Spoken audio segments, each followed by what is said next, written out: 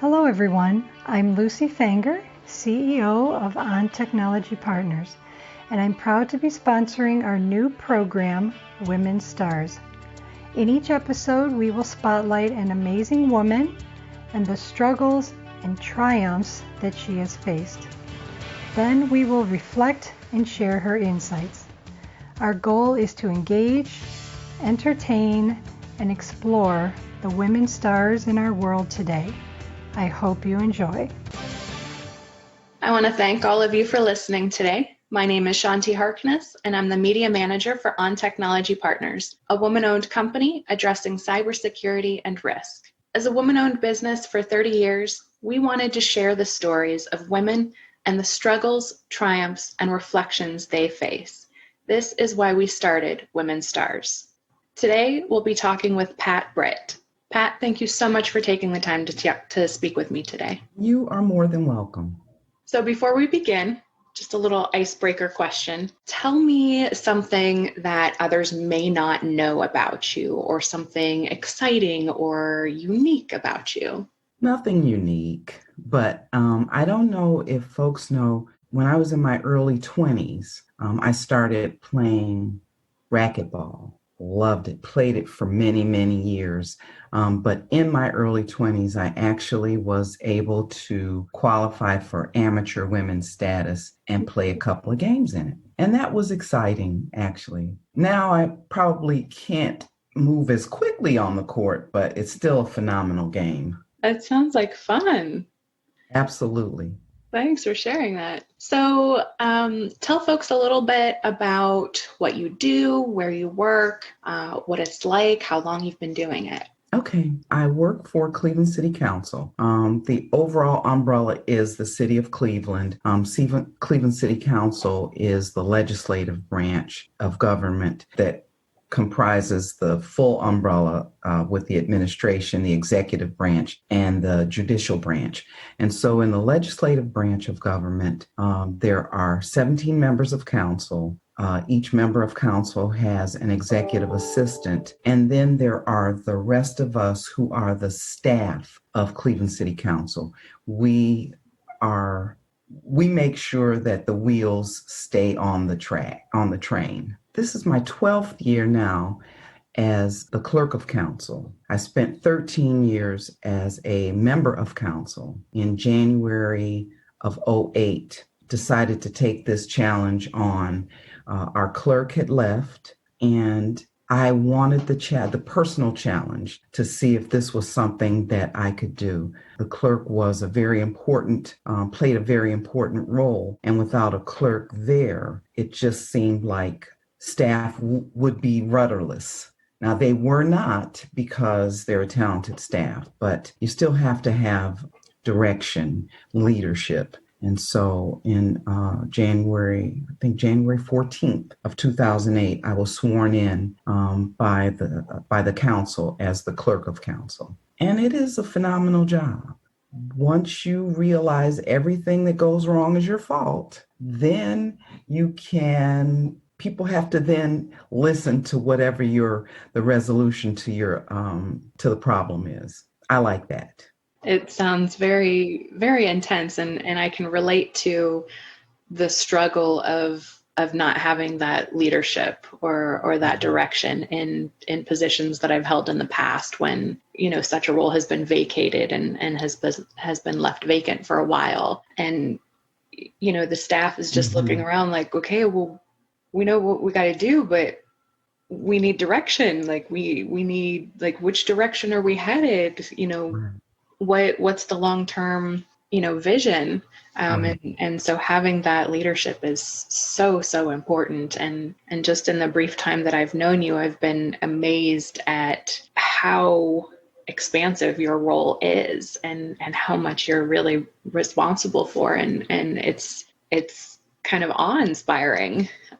Well, I don't know, but you are responsible for everything. So if there's no candy in the dish, it comes down to something as simple as that. You mentioned, seeing this role vacant and wanting to take up that challenge.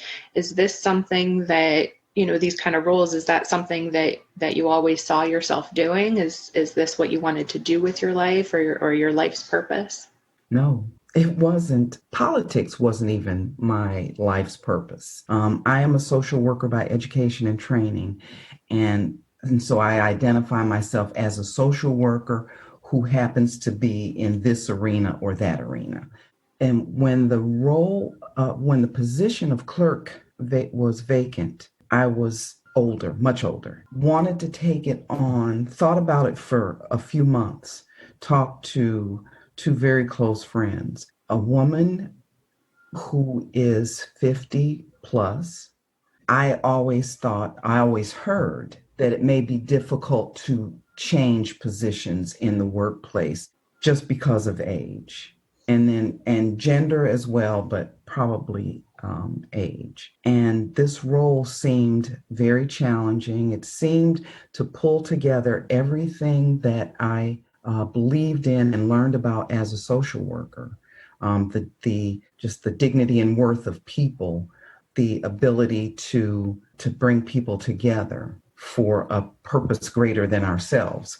And so it seemed like that would be the way to go. And like I said, I did think about it for a very long time, and then decided that I would just jump in with both feet and do it. And so I was still a member of council at that time. And the biggest thing, the number one rule as a member of council is that you always have to count your votes. You have to know if you have legislation and you want your colleagues to support it, means you have to talk to them and bring them along, get their support. Well, it was no different. That's how I approached this position.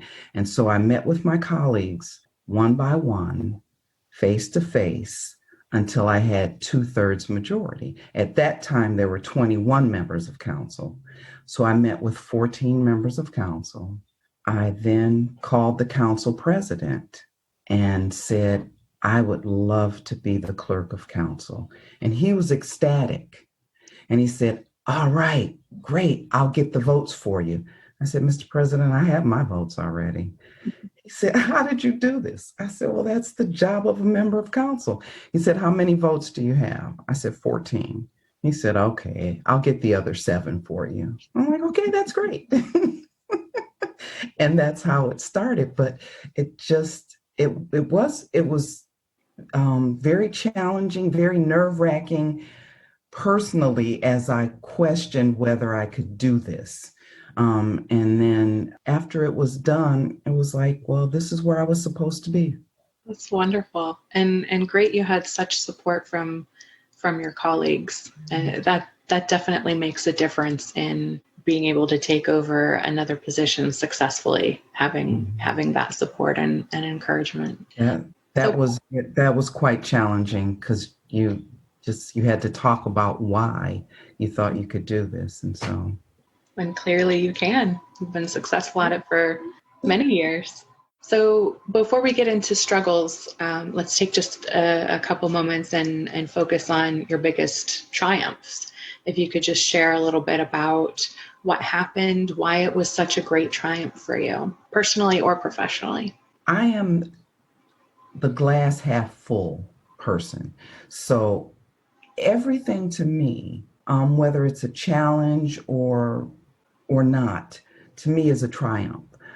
So I don't look at specific things. I try to live in the moment and celebrate every single thing that happens to me. If it was a challenge, then what did I learn from that? If it was a gift, a blessing, then I'm very grateful.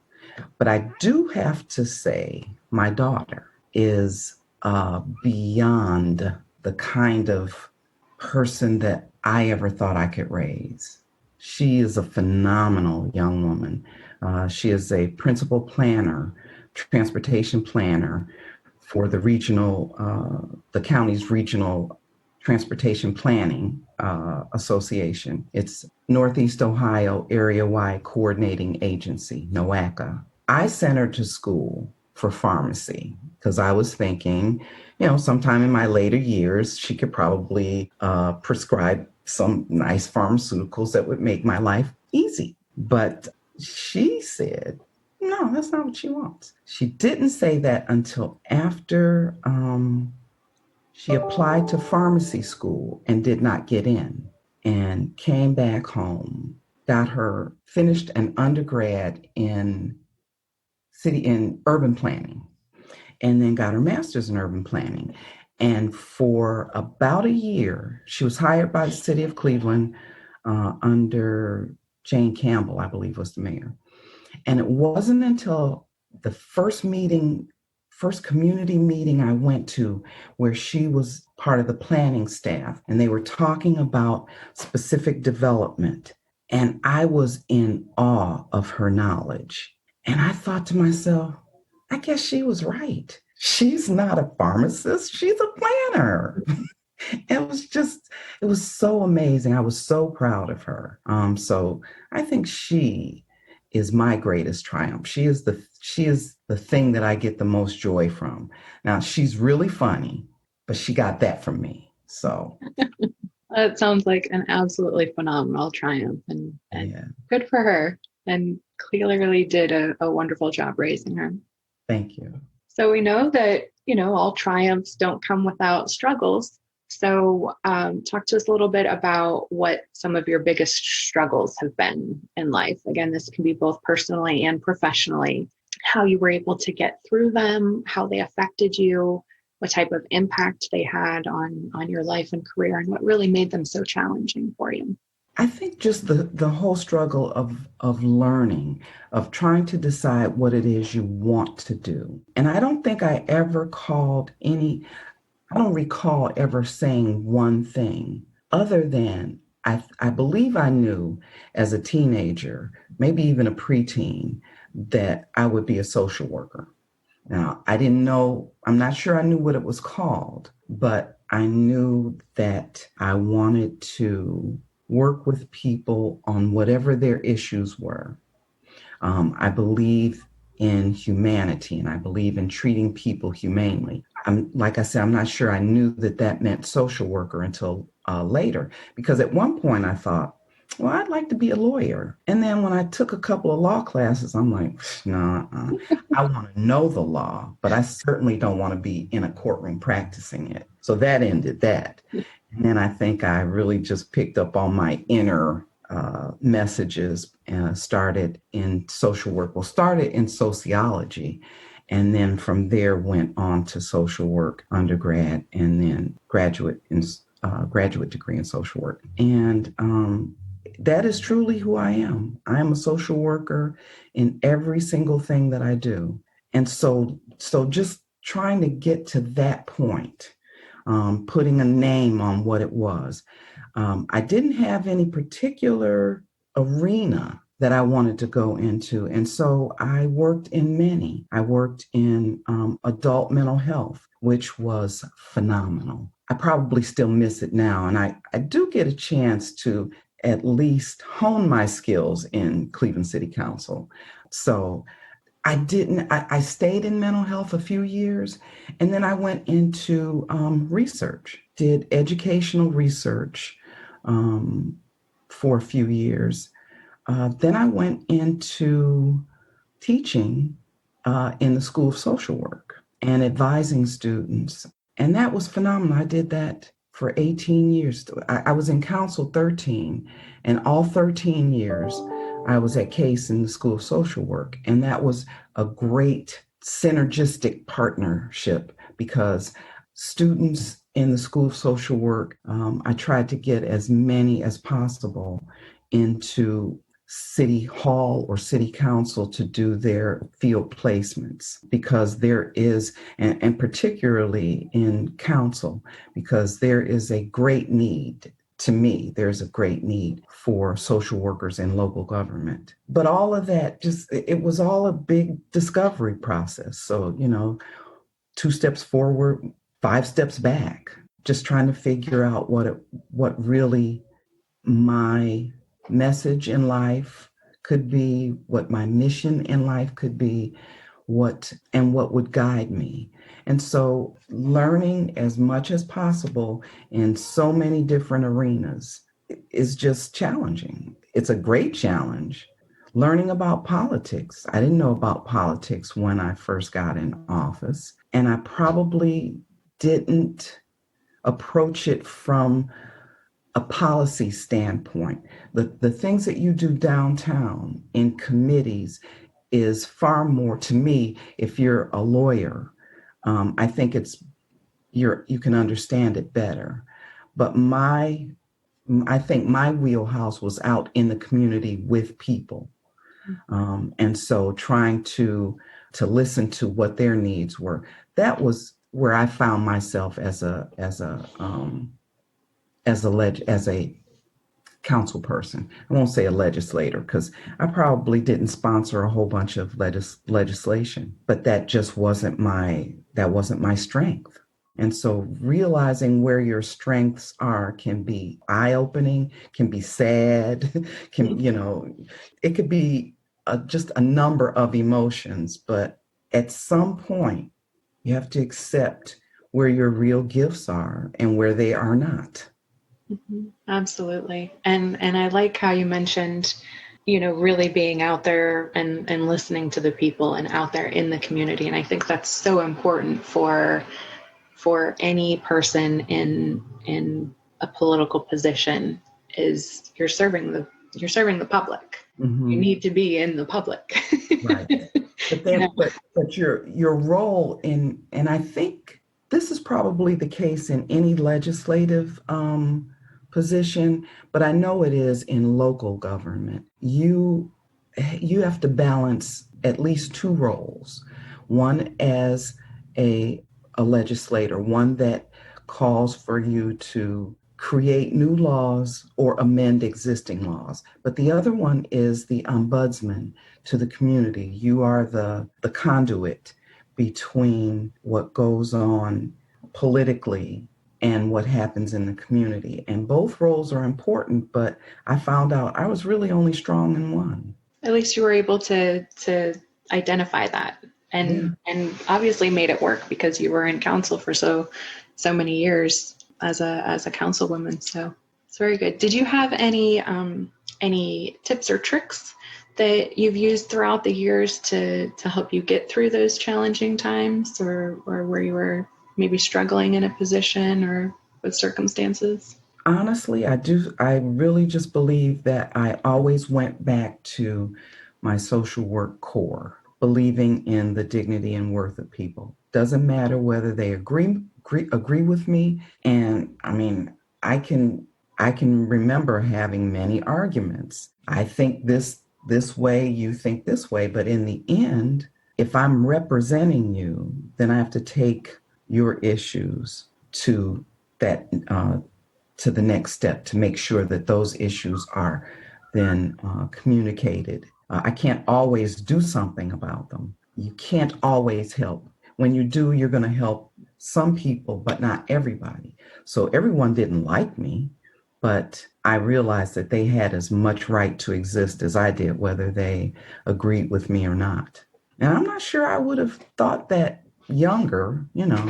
I'd have been arguing with the best of them and, thinking that if I have this opinion, it must be valuable. But yeah, not really. And not always. Right. Yeah. I love hearing you talk about holding that dignity and respect for other people, even if you don't agree with their position. Mm-hmm. And I think that's so necessary, especially in our current climate. We wouldn't be in any number of situations we are today if people just treated everybody with that same level of dignity and respect, mm-hmm. For their humanness, and everybody, no matter what your position is, no matter what you believe, doesn't matter.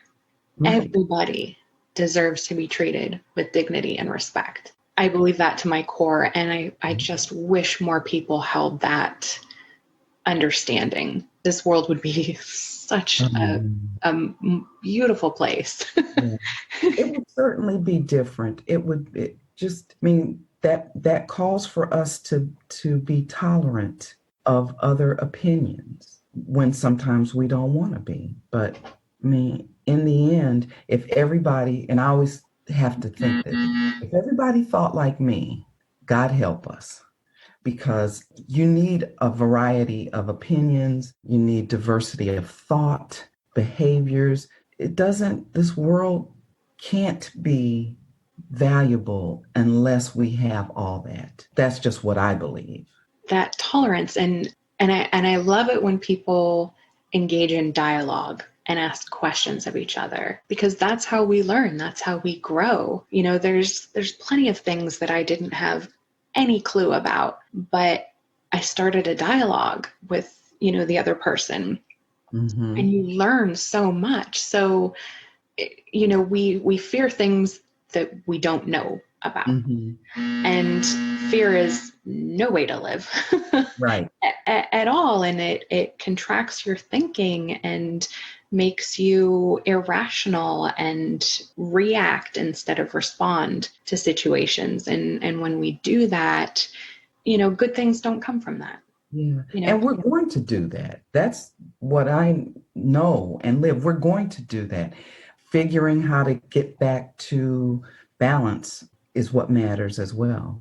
Like I said early on, I didn't know a thing about politics and was not that interested. Actually, my husband had been asked to be the council person to at least run for the office. And so when we talked about it, he said, well, I've kind of been asked, what do you think? And I said, does this mean you have to quit your job? He said, yeah, because he also held another public service job. And I said, well, no, there's not going to be any quitting of jobs. He said, well, if I don't do it, you have to do it. I'm like, well, why would I do it?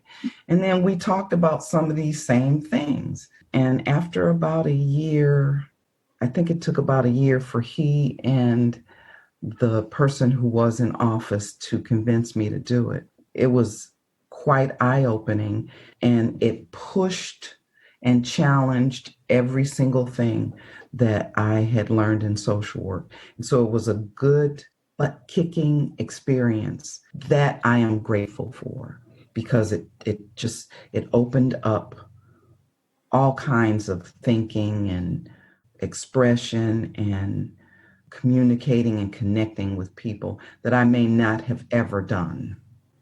That's wonderful. I can relate to that in a little bit different of a setting. I used to work at a public health department. Going into it, didn't realize how much politics were involved in that either. And prior to that, I was very much, I don't want anything to do with politics. That is not anything I want to be involved in whatsoever. And then I was put into that position, and I'm just like, wow. It's just so eye-opening about everything that's involved and all of the little moving pieces and parts, and how everything has to fit together, and the layers of the approval process. Like, this is why people think nothing gets done. Right. It just takes a while. Yeah. But I always tell people this: if you think there are a lot of politics in politics, I was in academia for 18 years. Politics exists in academia. Just the whole push. I was never in a tenure track position, but the whole just race for tenure and workload and all that. But politics isn't everything. So if I'm a citizen and I'm going down the street and I hit a pothole, who I vote for or how I connect to my local government may impact how many potholes are out there. So we can't remove it. And I probably did say at some point in my life, oh no, I'm not political. I don't want anything to do with politics. But they are everywhere, and they are in everything. And that's not bad. And it's not a bad word. We make it seem as though it's some sort of curse, but decisions are made in every single industry, public or private, that exists. Politics enters into decision making. Absolutely. And the more we get involved, the less distant politics seems, or the less scary or frightening Yes. politics seems. And we begin to realize how much politics, like you said, is involved in everything. And I know that's something that's been very eye-opening for me to learn over the years, is how much everything in our daily lives is a result of politics at one level or another. And, how we vote, especially at the local level, makes such a huge impact, and how much more as citizens, we really do need to be more involved and educated and aware of issues facing us as individuals and our community. That's true. So is there anything that keeps you up at night? Like anything that concerns you at such a deep level that it keeps you up at night worrying or concerned for anyone? Yes, I mean, I've never been shy about where I stand. I am a Democrat. I mostly vote for Democrats. There have been Republicans that I voted for as well, whose messages resonate with me. But as a Democrat right now, I am very concerned about the leadership in this country. Actually, as a person, because there are several Republicans that I think would do a better job in federal government right now than the person that's there. Between our current leadership in the President of the United States and the pandemic, those two things keep me up. Sometimes I don't want to admit that, but they do. They keep me in deep thought. And sometimes those thoughts decide they're going to hit me while I'm trying to go to sleep. As women in this modern age, we have to balance so many things. How do you make sure that you maintain a work-life balance so that, one thing's not getting, overwhelming something else? How do you maintain that balance? I'm not so sure I did it well before the pandemic. The pandemic actually gave me time to think about what actions and behaviors that I have bring more value than others. So having had time during this pandemic to really think about those things that are more valuable should get a greater investment of my time. They're amazing. I never did particularly like cooking, never did. But now I actually find getting in the kitchen and thinking up a meal is somehow just very relaxing. Now, it could be the wine I'm drinking with while preparing the meal, but who knows? And so understanding that we have one life and doing those things that bring balance to you, spending more time with family, or I'm actually thinking about because there was a time with the pandemic that you couldn't go to the gym. I love the water, so I'm in water aerobics. And although it's back open, I am more afraid of going because of COVID. And so now I'm thinking, wouldn't it be great if I could redo my deck and have a spot on there so that I could do my water aerobics there? But I'm not sure I would have thought about that if I didn't have the time to actually think about what makes a difference, what improves the quality of my life at this time. And actually, though I'm not particularly fond of being interviewed, but I do like talking more with family and friends has become really important. Even if we're just, I should say, communicating, because sometimes we're just doing it through GroupMe or texts. Or a couple of weeks ago, we had our cousin's Zoom happy hour, and it was so much fun. It was hilarious. And so I don't know that I would have thought about these things prior to the pandemic. I'm sure I did. I guess I'm not sure I would have set out to be more purposeful in my actions prior to the pandemic. I think that everything that you just said, I think will resonate with a lot of people, and that the whole pandemic has really given people a moment to pause and to really think about and reflect on, what's really important in my life. And do I want to spend 60, 80 hours a week slaving away at work when I've got a family at home that I hardly ever see my kids or my wife or my husband or friends? Or that you can't take a walk or get in the water or, play tiddlywinks, whatever brings you joy. Absolutely. I think this is helping a lot of people to take a step back and find things that bring them joy, and it might just be something that, I used to paint, 10, 15 years ago, and then life happened and I haven't picked up a paintbrush since. And now I'm painting and it's bringing me so much joy. And I think in a way, this pandemic absolutely has been devastating for millions and millions of people and businesses. But I think it also, in a way, has been really good for people in this way, that they're reconnecting with what really matters to them and embracing that. And so, in every dark cloud, there's a silver lining, right? I think it's just really important for all of us to remember that silver lining. Yeah. That, it can't rain all the time.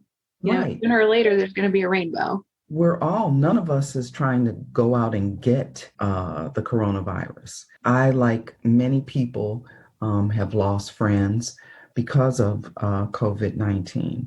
It's here, and what do we do because it's here? And one of the things I'm saying that it made me do was think about, as I'm here, what are the things that bring me joy? If I'm going to be away from friends and family, if I'm going to have limited work experience or exposure at work, if my life changes this way, what are the other things that I can do to help fill in gaps or to find a silver lining in such a dark cloud? Wonderful reminders.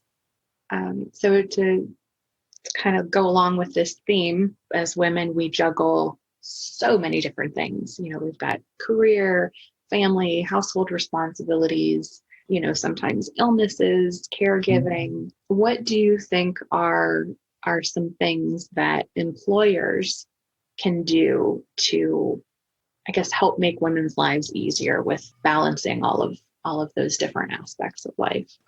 Is to just be aware that every person, and I do believe, particularly when I in office, in political office, we really need more women in local government, probably in all levels of government, but I can only speak to local. And what I believe we bring is a calmness, a willingness to negotiate and talk things out. But I don't have a workforce that is all women. And so I try again to rely on my social work teachings, which is to meet everyone where they are, male or female, and try to provide as much or as many supports as possible, because we have men that are caring for families as well.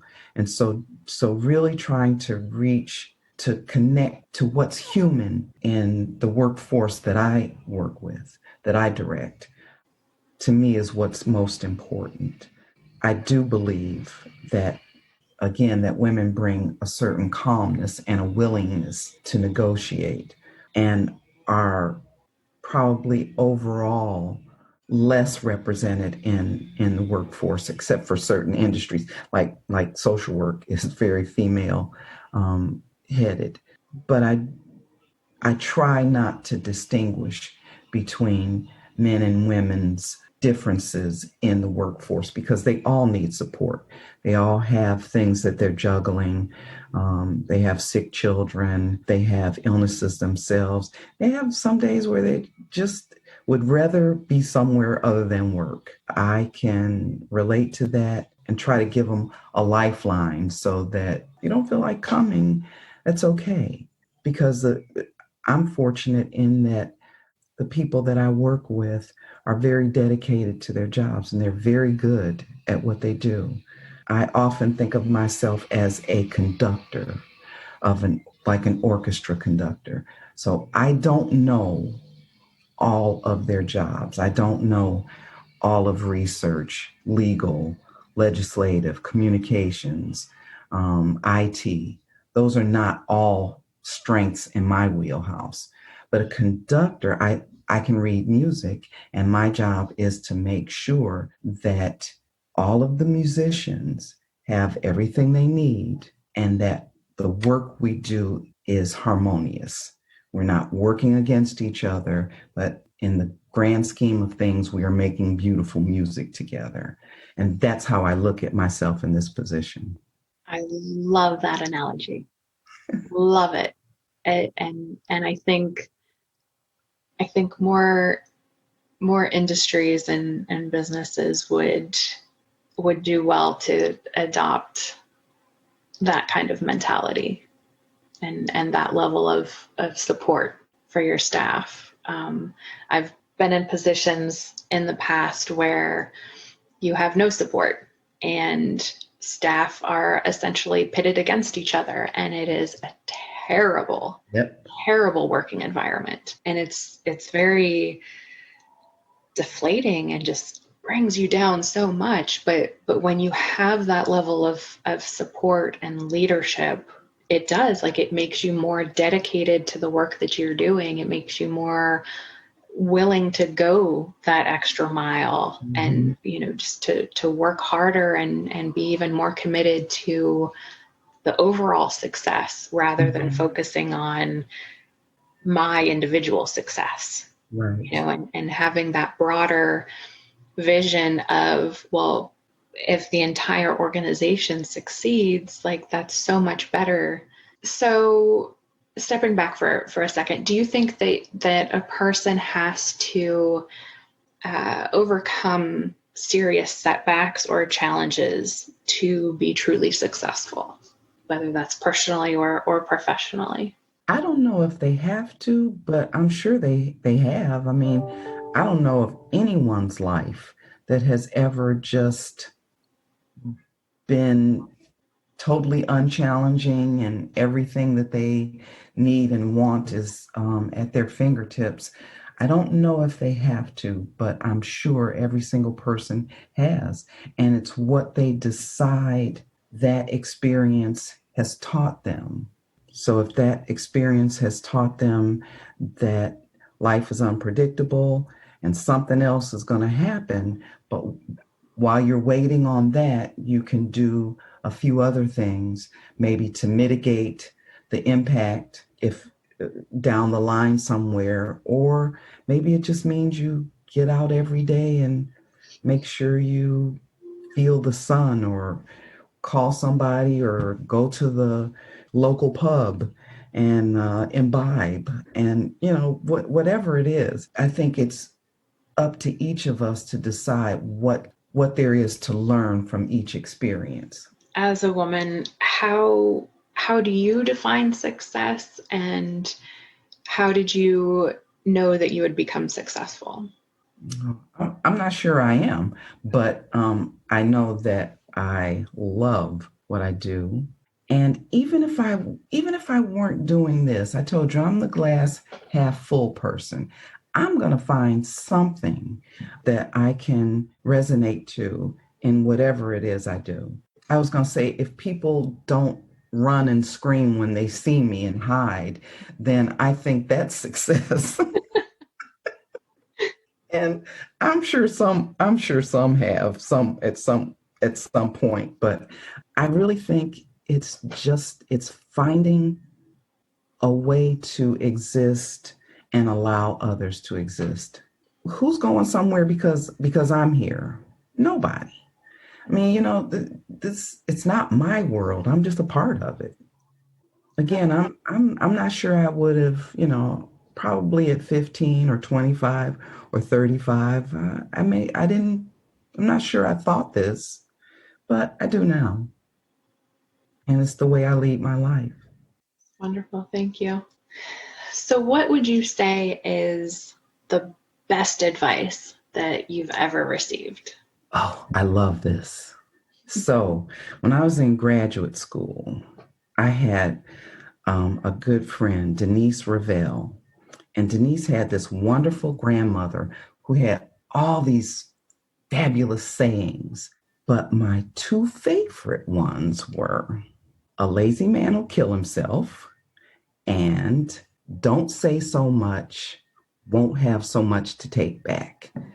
And that one, the don't say so much, won't have so much to take back, that I think is the best advice ever, because you can, words matter. And so they should be chosen carefully. And when they are not, you know about it. Words have so much power, Yeah. much power, because there's, every word has this whole host of understandings connected to them. Yep. My understandings might be completely different than yours. That's Absolutely. really, so powerful. And I find it amusing that so many people are afraid of silence. Mm-hmm. That they feel like, if they're in somebody else's company, they constantly have to be talking, and that it's awkward if nothing's being said. And I remember growing up, if I didn't have something to say, I didn't say anything. And it caused so many problems in relationships with family, with friends, with intimate partners. Why are you so quiet? Why don't you have anything to say? I'm like, I don't have anything to say. Like, I'm not going to just make stuff up.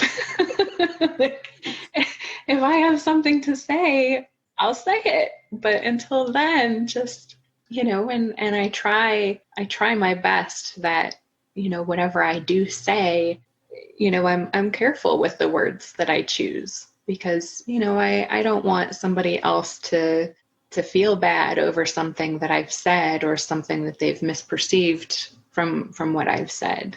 Right. I know when Denise told me those two things, I didn't understand the first one. So one day I can't remember, we may have been heading to class, or I don't know, but wherever we were, I remember us being in a parking lot, and we were going into a building of some sort. So I'm walking in front of these cars that are parked. And instead of walking around because, maybe it was too many steps, I'm trying to go in front of the cars, and then tripped on one of the concrete dividers that, cars park up against. Mm-hmm. And so I didn't fall. I just tripped and looked like an idiot. And so Denise said, a lazy man will kill himself. And I'm like, oh, that's what that means. Okay. Okay. I was wondering when you said it. Right. I should have walked around. But I was fortunate because I was still in grad school when I understood that. It took me a while to understand, don't say so much, won't have so much to take back. And not just to understand it, but to have experiences with it, because when it's happened to you.